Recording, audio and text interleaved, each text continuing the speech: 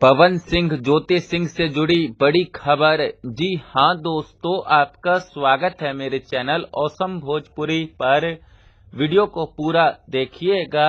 Video पसंद आए तो वीडियो को लाइक और चैनल को सब्सक्राइब कीजिएगा। दोस्तों, आज पवन सिंह की पत्नी ज्योति सिंह का जन्मदिन है और दोस्तों अपने जन्मदिन के शुभ अवसर पर ज्योति सिंह आज शाम में 6 बजे मां तारा चंडी के दरबार सासाराम में आ रही है।